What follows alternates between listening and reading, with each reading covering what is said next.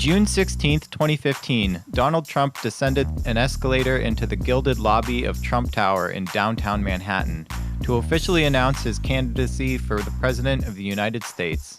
That is some group of people, thousands. The idea that Trump could actually win the U.S. presidential election didn't occur to many people at the time, certainly not to American liberals, who viewed his campaign as an irrelevant publicity stunt and a way to score some easy laughs. Donald Trump, just last week, he confirmed to the National Review that he is again considering a run in 2016. Do it. Do it. Look at me. Do it.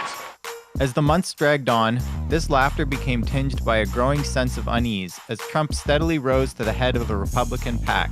Donald Trump is America's back mole. It may have seemed harmless a year ago, but now that it's gotten frighteningly bigger, it is no longer wise to ignore it. Yet even as he ascended the stage of the Republican National Convention to accept his party's nomination in July of 2016, many people still refused to believe what was happening right before their eyes. We're back with David Hundo P. Pluff, the man who says Hillary Clinton has a 100% chance of winning. I continue to believe Mr. Trump will not be president. So you think this presidential race is just about over? Virtually over. The only thing that can save Donald Trump now, frankly, is some type of external intervention. This came to an abrupt end on election night as stunned pundits soberly announced that Donald J. Trump would be sworn in as the 45th President of the United States. You're awake, by the way. You're not having a terrible, terrible dream. Also, you're not dead and you haven't gone to hell. This is your life now. This is our election now. This is us. This is our country. It's real. Thank you.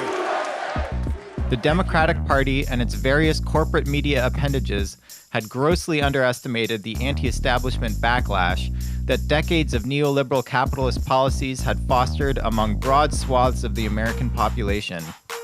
Trump's campaign had effectively tapped this deep reservoir of seething anger and poured gasoline on the flames by appealing to the patriarchal and nationalist impulses of white America.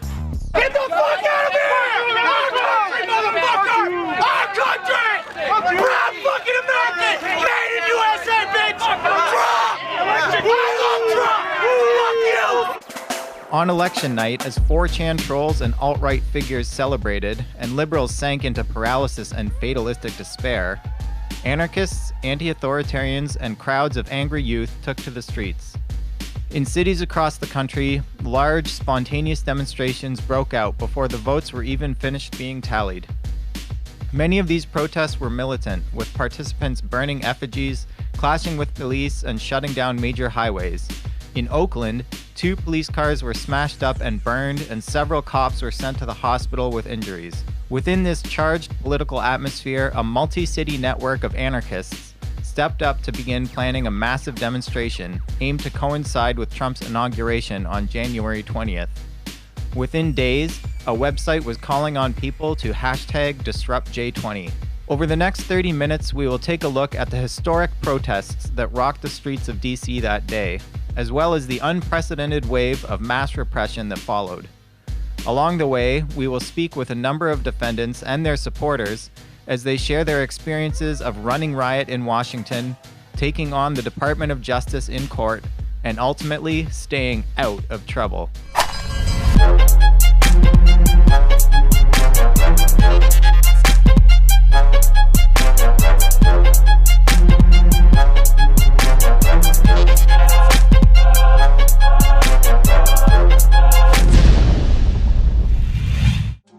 We need somebody that literally will take this country and make it great again.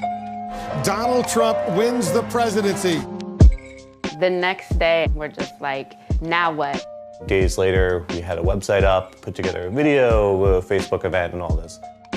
Folks got a spokes council together. It was probably one of the best mobilizations of coalitions that I've ever been a part of. The spokes councils were according to the principles of consensus and according to also the St. Paul principles of organizing. It's a great way to organize a massive number of people according to basic anarchist principles. Our solidarity will be based on respect for a diversity of tactics and the plans of other groups. The actions and tactics used will be organized to maintain a separation of time or space. Any debates or criticisms will stay internal to the movement, avoiding any public or media denunciations of fellow activists and events. We oppose any state repression of dissent, including surveillance, infiltration, disruption, and violence. We agree not to assist law enforcement actions against activists and others. Different assemblies organized different aspects, and there was about 9 different blockades that were organized in those assemblies, as well as like a permitted march, J19, which was kind of like a protest against deplorable, as well as the anti-capitalist and anti-fascist march. So we were able to convene broader mass meetings that drew 400 to 600 people in some cases, break down into smaller working groups around the specific direct action blockades, the unpermitted march, the permitted festival of resistance, art, housing, medics, legal, like we had a whole array of things. No one wanted to just show up and just show out. Like there was a definite message about disrupting the inauguration. Burning cars and smashed windows. Protesters dressed in black, their faces covered, armed with hammers and bricks. Bricks and rocks being thrown right here at the police. 6 officers reportedly injured.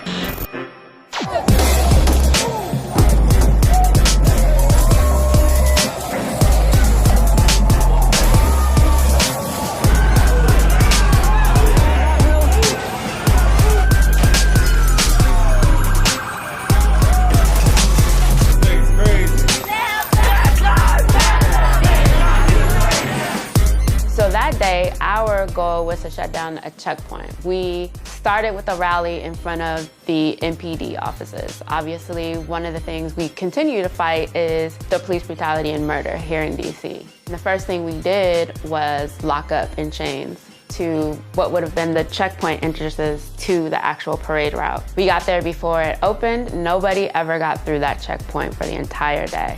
We certainly attended with an obvious attempt to disrupt the inauguration, specifically because of the rising fascism of Trump. So there was a little speech, and then we just started marching. In the beginning, it was just like any normal march, people chanting, down the street. And then slowly I noticed people pulling trash cans and, newspaper bins into the street. And then there was fireworks.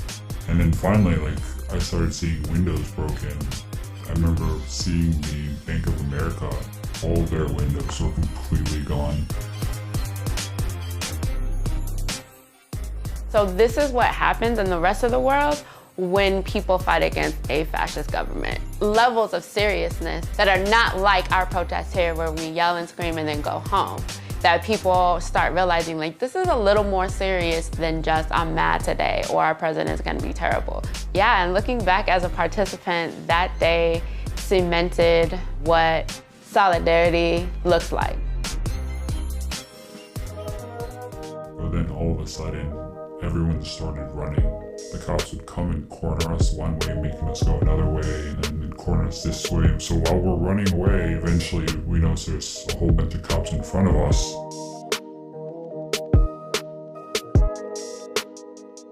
We were eventually kettled on a corner of 12th and L Street in downtown DC. The bravery and the spirit that people maintained during a very long period of being held outside on the corner. And so we were held from about 10 a.m. until well after nightfall, and people were very good about sharing food and sharing water and medical supplies and cigarettes or whatever else people needed to kind of keep their state of normal. And so the actual arrest was a very interesting time where people were sharing tactical advice and strategic advice. And then eventually we were just arrested one by one and spent the night in jail and were released the next evening.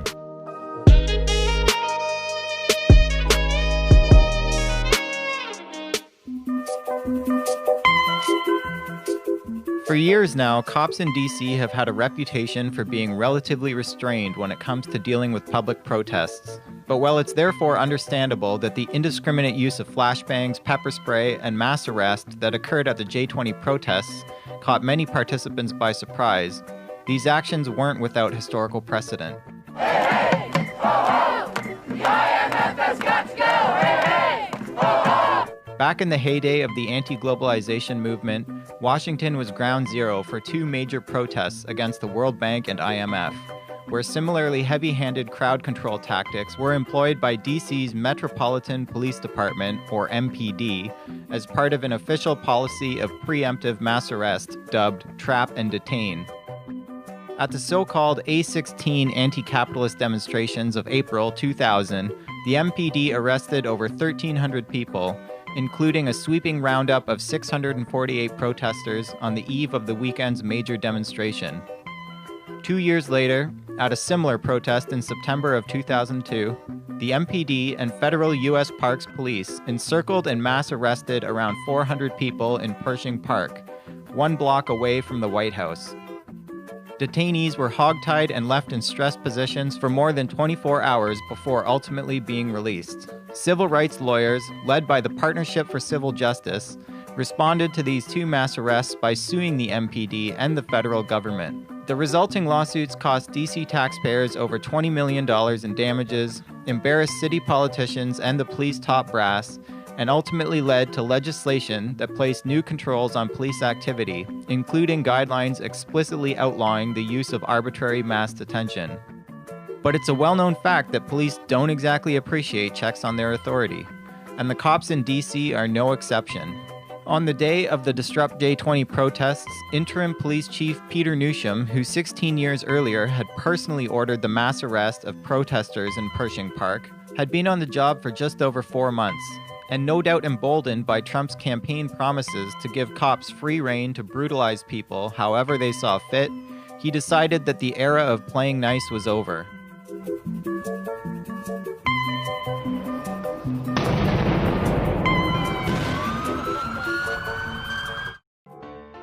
On January 21st, over 230 people had spent the night in lockup, but we didn't know what the charges were going to be. When we were first arrested, I assumed that it would just be a $50 fine. The day of our court date, I realized that we're actually all being charged with a felony. And I was like, whoa, this is big. There was a solid amount of people that were just frankly scared, and for like good reason. Fuck your dreams, fuck your aspirations. You know, you're gonna be in jail. That's another world you have to process and readjust yourself to. And we were not about to go there. So we were initially each charged with 1 count of felony riot. 3 months later, while I was at an anarchist gathering in Mexico, I received an email from a comrade which informed me that the superseding indictment had been issued, and in that superseding indictment we were given numerous additional charges. This includes felony riot, conspiracy to riot, several counts of destruction of property, inciting a riot, several counts of assault, and several counts of assault on an officer with a deadly weapon. It was insane, you know, facing 80 years in prison was very nerve-wracking. The idea is to charge people with far more crimes than you could possibly convict on. And though you realize that this is probably just a scare tactic to get people to accept pleas, you're still facing 80 years in prison. In Washington, D.C., prosecutors have filed a slew of additional felony and misdemeanor charges against more than 200 people who were arrested at protests during President Trump's inauguration, January 20th. The new charges mean protesters are now facing up to 75 years in prison. After the mobilization, Washington, D.C. was fairly spent. So as we are kind of developing the legal collective and the legal framework, particularly MAC, the Metropolitan Anarchist Coordinating Council, and Richmond folks kind of like stepped up.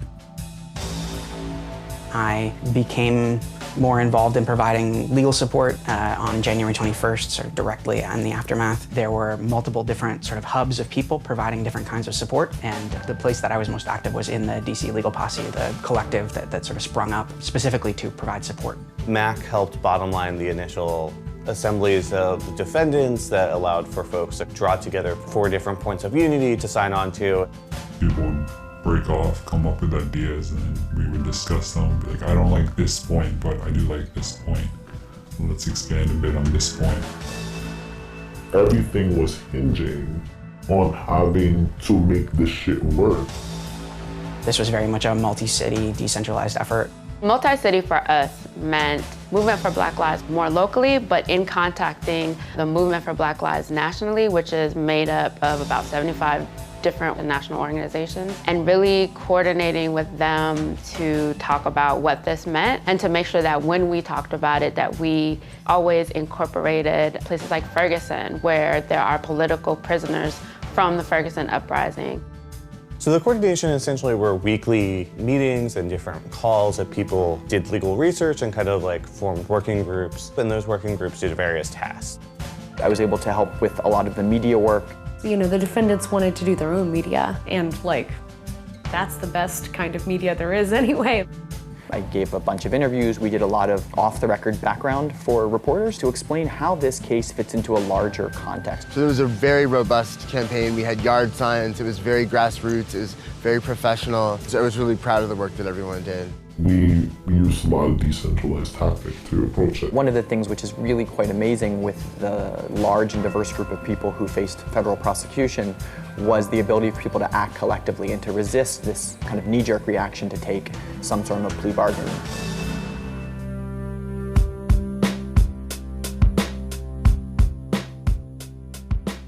Before J20, there had been folks charged with rioting at Standing Rock. I think that there was a charge in Minneapolis. There was a charge brought in the same day in New Orleans. I think that there were similar charges brought against activists in Sacramento. And so people were worried that this was going to be part of a wave.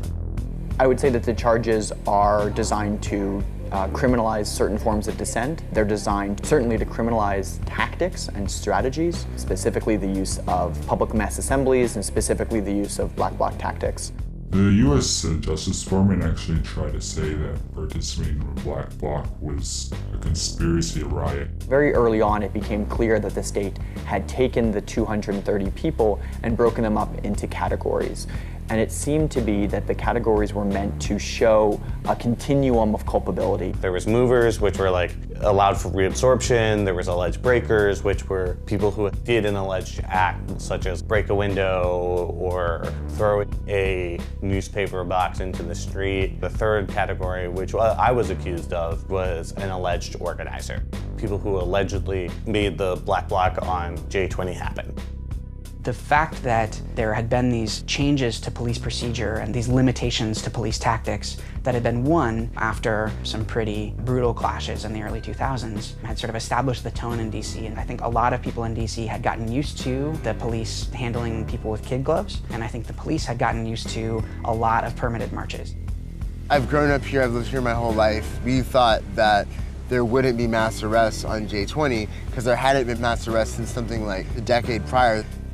One of the reasons that it caught everyone off guard in DC is that the law that was used to prosecute people hadn't actually been used to prosecute anyone since the early 70s. And it was passed by Congress in the wake of the uprisings in Newark and Detroit, basically because they were afraid of the prospect of black people rising up in DC.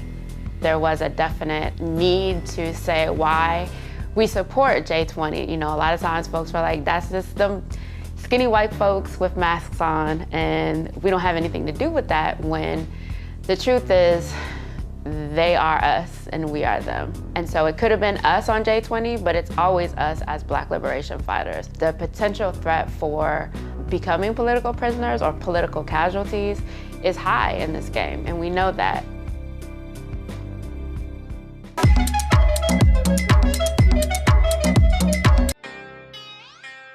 Federal prosecutors in the United States have become quite fond of grossly overcharging defendants in hopes of scaring them into taking plea deals. It's a big reason why more than 90% of criminal offenses in the US never make it to trial. This was the same tried and tested strategy that U.S. Assistant Prosecutor and Deputy Chief of DC's Felony Major Crimes Division, Jennifer Kirchhoff, tried to use on the J20 co-defendants, by slapping a staggering list of felonies on nearly 200 individuals connected only by the dubious assertion that everyone arrested on the streets of DC that day was part of a conspiracy to riot. Kirchhoff no doubt expected those on the receiving end of these charges to freak out and start flipping on one another, thereby setting the stage for a series of easy convictions for lesser charges. Unfortunately for her, the J20 defendants refused to roll over. Early on in their legal process, many of them signed on to a shared statement of principles in which they made it clear that they would refuse to cooperate with the state's efforts to prosecute them, and pledged to coordinate legal defense and support efforts. Faced with this firm resolve and collective solidarity, the U.S. Department of Justice had no choice but to try and make their outlandish case stick. In a desperate attempt to do just this, they subpoenaed California-based hosting provider DreamHost to try and force them to turn over the IP addresses of everyone who visited the website disruptj20.org. They also sought access to suspected organizers' personal Facebook accounts in an attempt to dig up dirt that might help prove the existence of a conspiracy. These efforts largely failed, and they were forced to rely heavily on evidence provided by discredited far-right news outlets. The ensuing trials were a massive humiliation for Kirchhoff and the entire American justice system.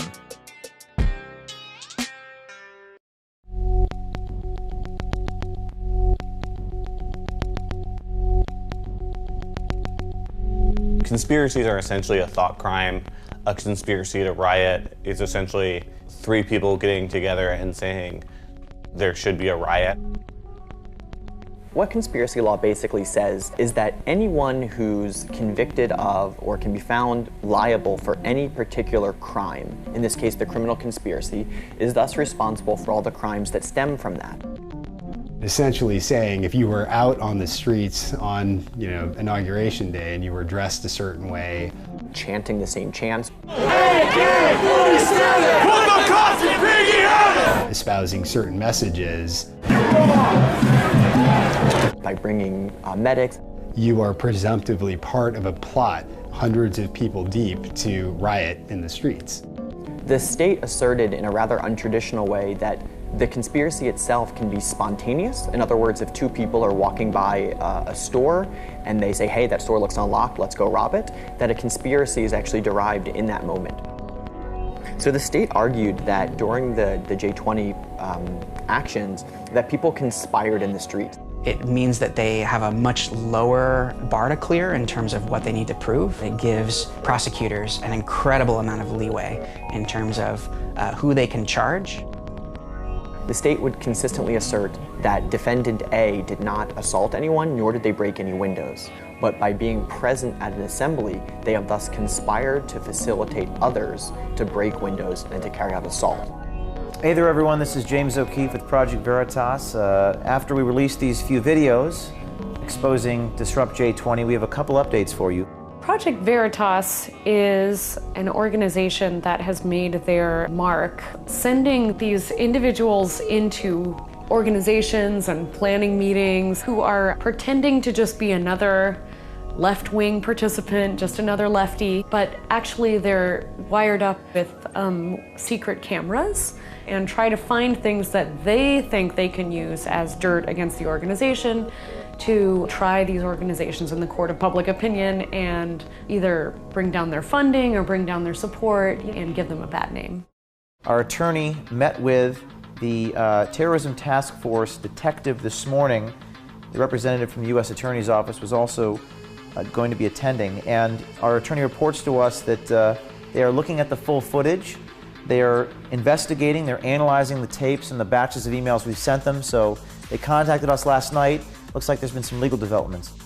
The prosecution was convinced that this one video that they had of an open public meeting where the anti-capitalist, anti-fascist march was discussed was like a really important part of their case.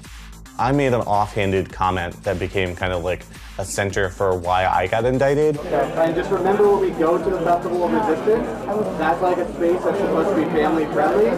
So like, don't break a window at like the Festival of Resistance. You know, in hindsight, I made a dumb comment.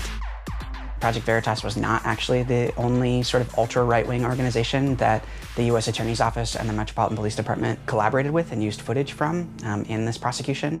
I think Alex Jones and various other far right-wing outlets actually infiltrated the mass meeting.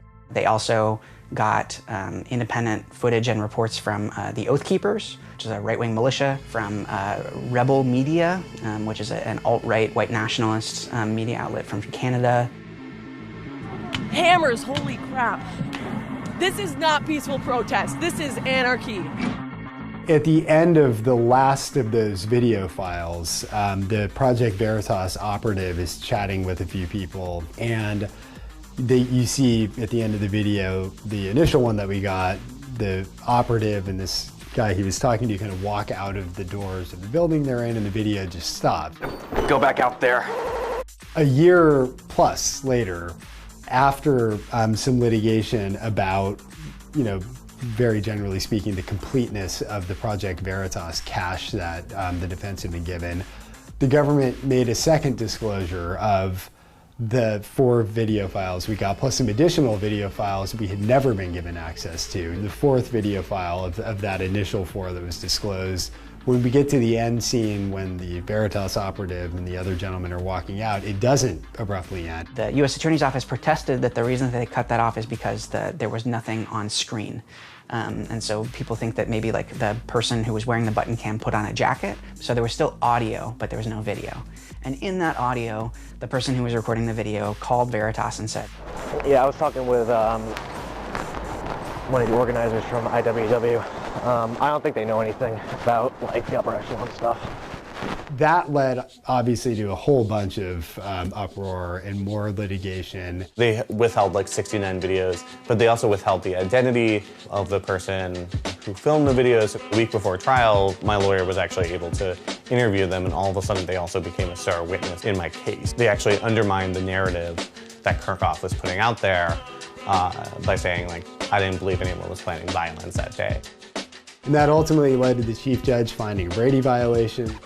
Brady v. Maryland was a Supreme Court case from the 1960s that basically said that prosecutors have the obligation and the duty to turn over any evidence that even has the possibility of being exculpatory, basically helping to demonstrate the innocence of the defendant, to the defense as a part of discovery.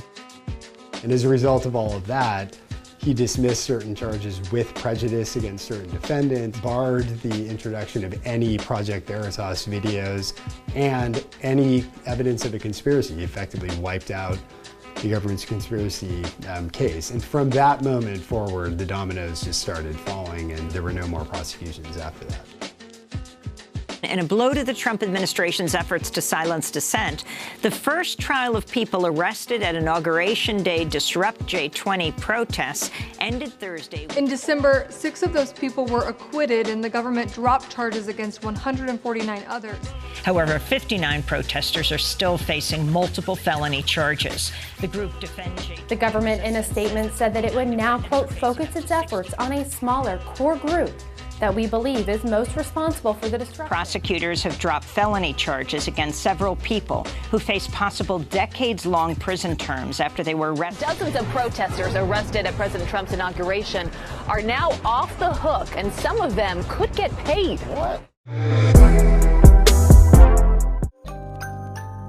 On July 6, 2018, the state quietly dropped its charges against the final 39 J20 defendants, bringing the drawn-out legal saga to a stunning conclusion.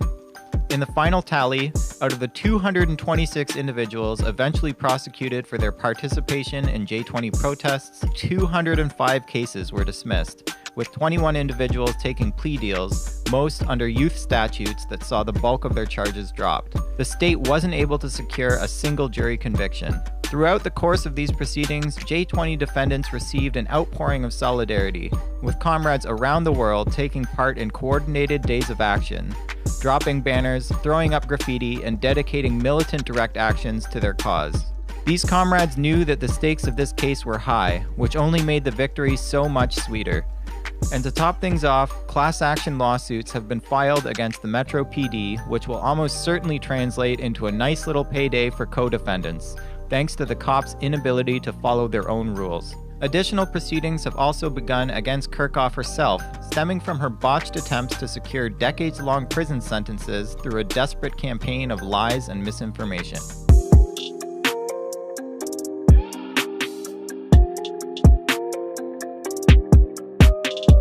I think one of the most important things we can do is to create a culture, a normative culture in which we do not cooperate with police, we do not answer questions, we do not appear in federal grand juries, we do not accept plea bargains that incriminate others, we do not consent to searches.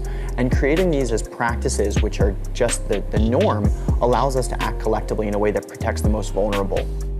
And it would have been good for the unpermitted march to have brought in the core of people who were part of the organic planning of it, so there could have been a more disciplined approach to how to respond as the police aggression intensified. There was a core of people who had been involved, and then tons more people who hadn't been involved who just heard show up with a mask, and there wasn't a process of like engaging folks around like how to approach that all as strategically as possible. We may have missed a little bit of an opportunity to understand the bigger context of like what we were going into and what these things look like. Like, when else in history did a dictator start doing certain things with the news media? What other times in history and how did the criminalization of dissent look like? Like, what is it, first of all? Like, do we all understand what repression is and what it's used for and how it's used and who uses it, who benefits from it? It's incredibly important for us to do political education. I think we've got to understand the things that we're saying and understand the things that we're seeing in a way that we can talk about. We can talk about like in everyday language. I think that it's important for folks to understand more and for folks to read more about how the state uses conspiracy law. And hopefully in the coming months, people who are involved in this case and other conspiracy cases over the past couple of years will keep writing about this and will keep helping us collectively to understand as a movement against capitalism, against white supremacy, against nationalism.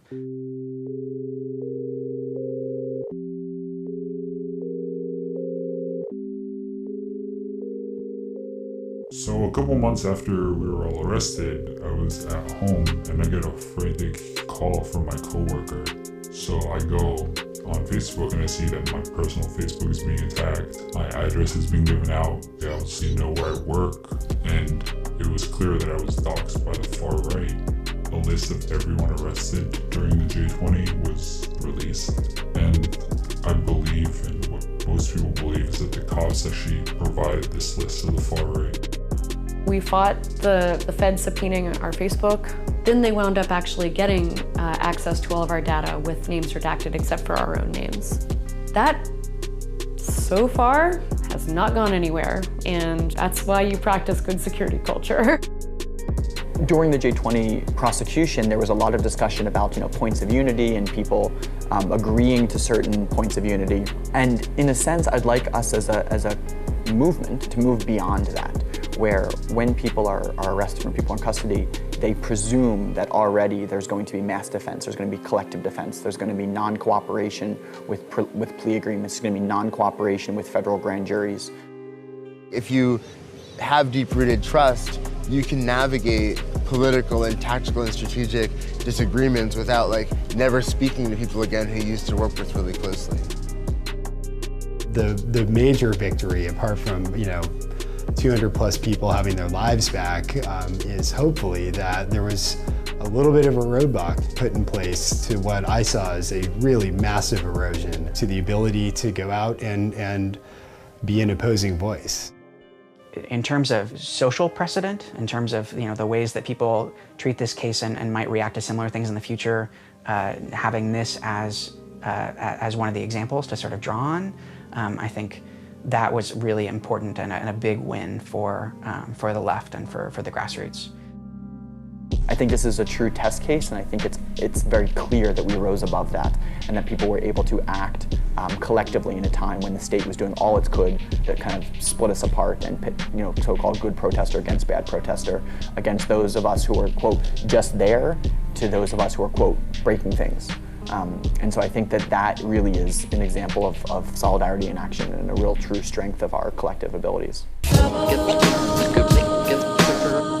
J20 may have been the first mass prosecution of political dissidents in the Trump era, but it hasn't been the last, and you can bet that there's more to come. Since taking office, Trump has presided over sharp escalation in state repression, a trend that has coincided with a surge in paramilitary, white nationalist, and fascist violence.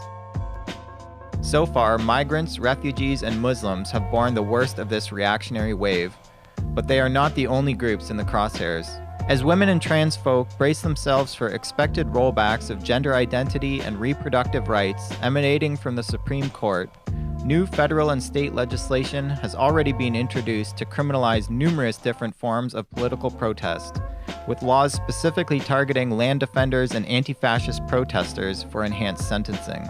Meanwhile, the FBI has adapted its COINTELPRO playbook for crushing black liberation struggles, this time under the guise of fighting so-called black identity extremists.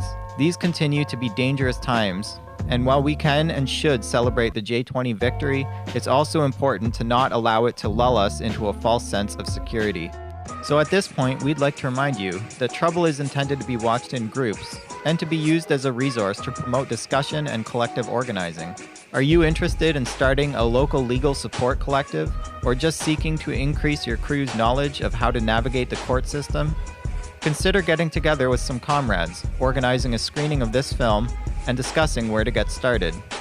Interested in running regular screenings of Trouble at your campus, info shop, community center, or even just at home with friends? Become a troublemaker. For $10 a month, we'll hook you up with an advanced copy of the show and a screening kit featuring additional resources and some questions you can use to get a discussion going. If you can't afford to support us financially, no worries. You can stream and/or download all our content for free off our website, sub.media/trouble. If you've got any suggestions for show topics, or just want to get in touch, drop us a line at trouble@sub.media. Just a heads up that we've decided to hold off on our fundraiser drive until the new year, but we're going to be stocking up on swag, so be sure and check out sub.media/gear for all the Sub Media fans on your Christmas list. This episode would not have been possible without the generous support of Ropt and the excellent footage shot by Wes, Brandon, Ross Damani, and the good folks at Unicorn Riot. Stay tuned next month for Trouble number 17 as we take a look at our society's current mental health crisis from an anti-capitalist, anti-colonial, and anti-state perspective. Never try to simplify or put etiquettes on people, put labels on people. This person is traumatized, or this person is going to be okay, she's strong, she's resilient, right? We simplify situations that are very complex. Now get out there and make some trouble. The worst motel I ever seen. Cameras everywhere, but no TV. The staff was rude, I felt feathered and tarred. If they on Yelp, they get 0 stars. Don't get me started on the shuttle service. Zip-tied heat blast swerving on purpose. Sweat dripping makes back into my eyes. I think the limo driver was a cop in disguise. When life gives you bologna and pepper spray, you put it in your tummy with no delay. Cause at the Motel Newsham, enjoy your stay. Might be the only thing you eat today.